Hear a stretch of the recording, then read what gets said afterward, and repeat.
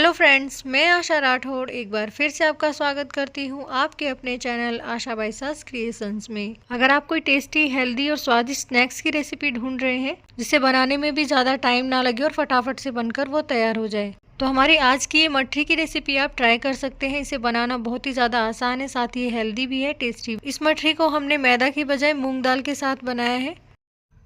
ये देखने में जितना ज़्यादा अट्रैक्टिव है उससे भी कहीं ज़्यादा खाने में मज़ेदार है। तो आइए फिर हमारी आज की इस रेसिपी को ट्राई करते हैं।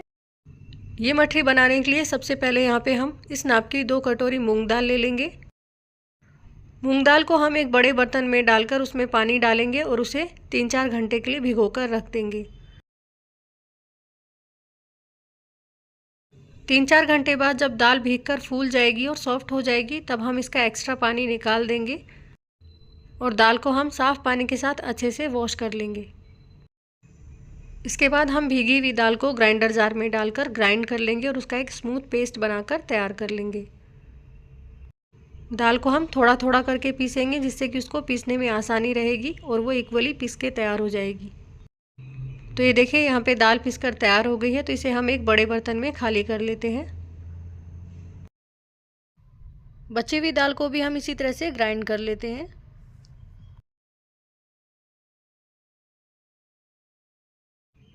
दाल का बहुत ही स्मूथ पेस्ट बनकर तैयार हुआ है।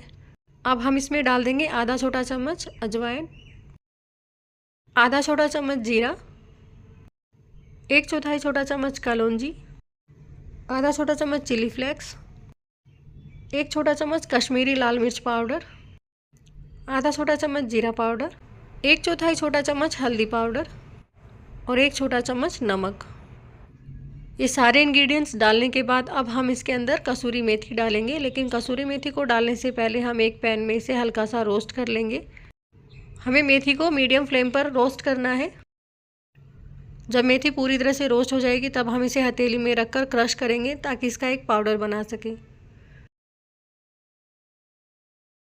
अब क्रश किए हुए कसूरी मेथी पाउडर को भी हम दाल के साथ ऐड कर देंगे। साथ ही इसमें ऐड कर देंगे आधा कप सूजी पाउडर और 1 कप आटा। यहाँ पे हमने नॉर्मल गेहूं के आटे का यूज़ किया है। अब मोइन के लिए यहाँ पे हम 1 बड़ा चम्मच घी भी इसमें ऐड कर देंगे और अब धीरे धीरे हम सारे इंग्रेडिएंट्स को मिक्स करना स्टार्ट करेंगे। पहले हम इसे चम्मच से थोड़ा थोड़ा मिक्स करेंगे, उसके बाद हाथों से मिक्स करते हुए इसका एक बढ़िया सा डो बनाकर तैयार कर लेंगे। हम रेगुलर में जो आटा लगाते हैं, हमें उसके बजाय आटे को थोड़ा सा सख्त गूंथ के तैयार करना है।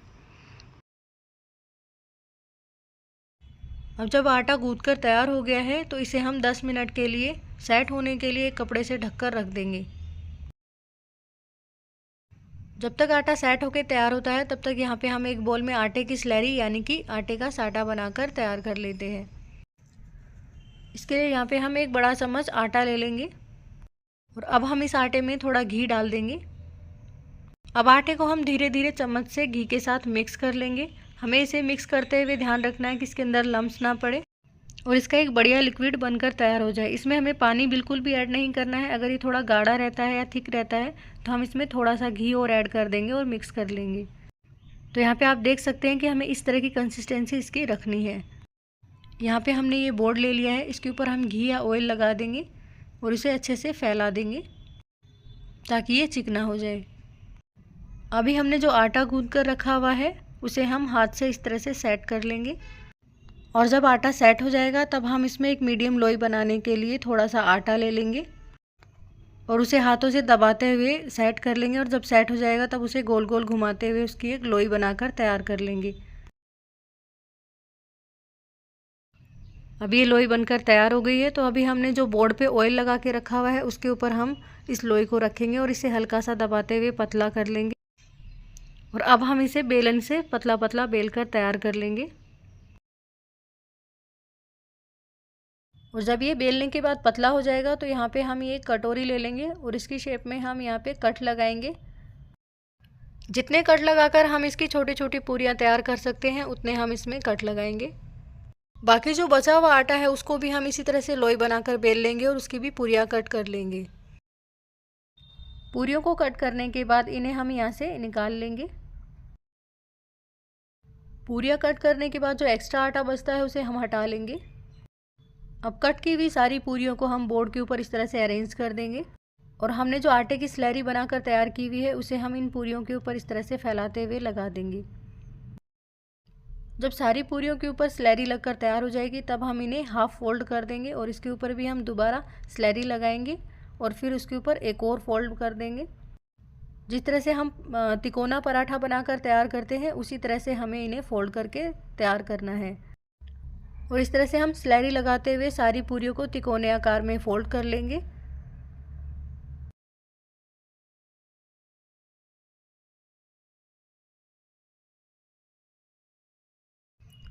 सारी पूरियाँ फोल्ड होने के बाद हम इसे 10 मिनट तक फ़ैन के नीचे सूखने के लिए रखेंगे। अब यहाँ पे हम एक कढ़ाई ले लेते हैं, इसमें हम ऑयल डालकर गरम कर लेते हैं ताकि हम मटरियों को फ्राई कर सकें।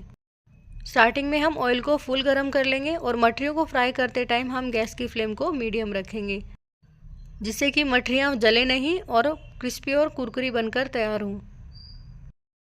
मटरियों को फ्राई करते टाइम हमें ध्यान रखना चाहिए कि ऑयल ज़्यादा गर्म नहीं होना चाहिए, नहीं तो मटरियाँ जल जाती हैं और अंदर की तरफ से कच्ची रह जाती हैं। इसलिए हमें मटरियों को फ्राई करते टाइम हमेशा गैस की फ्लेम को मीडियम रखना चाहिए जिससे कि वो अंदर तक अच्छे से पककर तैयार होती हैं, साथ ही कुरकुरी और क्रिस्पी भी बन जाती हैं। मटरियों को फ्राई करते टाइम हमें छलनी से इस तरह से इन्हें उलटते पलटते रहना है ताकि ये सभी ओर से बराबर से फ्राई हो सके। मटरियों को फ्राई करते टाइम हम इन्हें थोड़े थोड़े करके अलग अलग बैचेस में फ्राई करेंगे। हम मटरियों को तब तक फ्राई करेंगे जब तक कि ये गोल्डन ब्राउन नहीं हो जाती है। अब यहाँ पे हम एक बटर पेपर या फिर टिश्यू पेपर ले लेंगे जिसमें हम फ्राई किए हुए मटरी को निकाल सके। ऐसा करने से मटरियों में जो एक्सेस ऑयल होता है उन्हें ये पेपर ऑब्जॉर्व कर लेते हैं और मटरियाँ ज़्यादा ऑयली नहीं रहती हैं। और ये देखिए मटरियाँ फ्राई हो गई हैं और अभी हम छलनी को इस तरह से झाड़ लेंगे ताकि इसका जो एक्स्ट्रा ऑयल है वो इसी के अंदर झड़ जाए। और अब इन्हें हम प्लेट में निकाल लेते हैं और अब हम ऑयल को फिर से एक बार गर्म कर लेते हैं और इसमें मटरियों का दूसरा बैच फ्राई होने के लिए डाल देते हैं।